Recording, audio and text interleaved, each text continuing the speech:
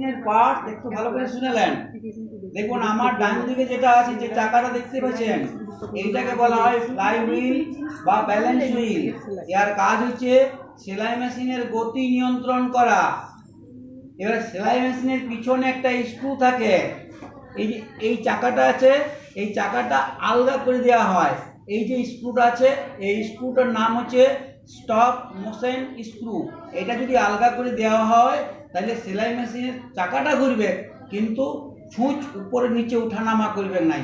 এক কথায় মেশিনের সমস্ত কার্যক্ষমতা নষ্ট হয়ে যাবে। নাম হচ্ছে stop motion screw, flywheel stop motion screw. এবার দেখবেন এইটার নাম হচ্ছে ববিন বাইন্ডার। কি নাম? Bobbin binder. ববিন কেসে লাগানোর জন্য ববিনে সুতা গুটানো হয় এটার সাহায্যে। এর নাম হচ্ছে ববিন বাইন্ডার। এবারে এইটা, এর মধ্যে সুতার গুলিটা বসানো হয়, সুতার রিল বসানো হয়। এটার নাম হচ্ছে স্পুল পিন।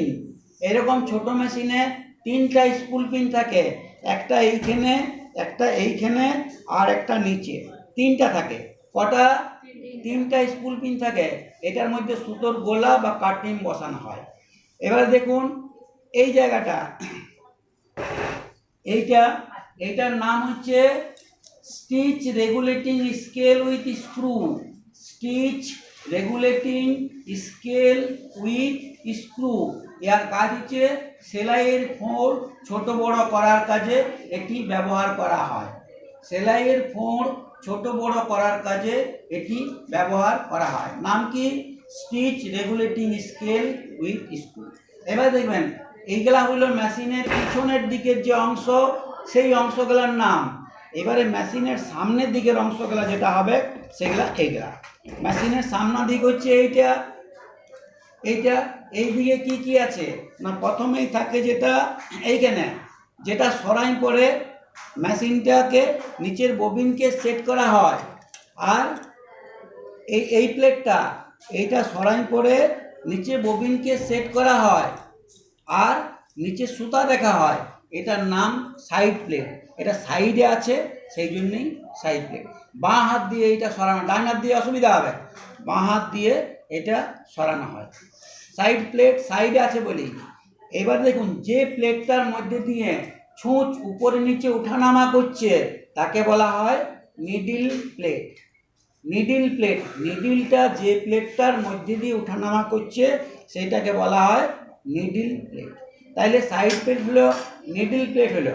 এবারে মেশিনের মুখ, এইটা মেশিনের মুখে যে প্লেটটা আছে সেই প্লেটটাকে বলা হয় ফেস প্লেট। এর কাজ কি? নিডিল বার ও প্রেসার বারকে ঢেকে রাখে, ধুলো বালি ময়লা থেকে রক্ষা করে। এর নাম হচ্ছে ফেস প্লেট। এবারে ফেস প্লেটের সাথে যুক্ত থাকে টেনশন ডিস্ক। টেনশন ডিস্কের কাজ কি?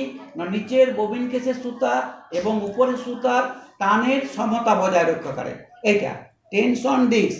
এরা টাইট কিংবা ঢিলা করলে নিচের ববিন কেসের সুতা এবং উপরের সুতার টানের সমতা রক্ষা করা হয়।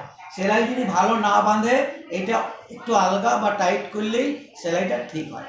নিচের ববিন কেসে যে সুতাটা থাকে সেইটা একটা নির্দিষ্ট টানে থাকে, আবার উপরে যে সুতাটা থাকে সেইটা এইটার সঙ্গে একটা নির্দিষ্ট টান থাকে। এই টানটা যদি অ্যাডজাস্ট না হয় উপরের এবং নিচের সুতা, তাহলে সেলাই ভালো হয় না। এইটার সাহায্যে সেলাইয়ের সুতাটাকে টানের সমতা রক্ষা করে অ্যাডজাস্ট করা হয়, টানটাকে ঠিক করা হয়। এটা টেনশন ডিস্ক। এবারে বলছি নিডিল বার। নিডিল বার মানে এই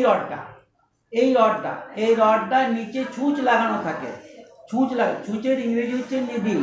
তাহলে নিডিলটা যে রডটায় লাগানো আছে সেটাকে বলা হচ্ছে নিডিল বার। এবারে এটা হচ্ছে প্রেসার বার। প্রেসার বলতে কাপড়টাকে প্রেস দিচ্ছি এটার সাহায্যে। এই রডটা যখন নামাচ্ছি তখন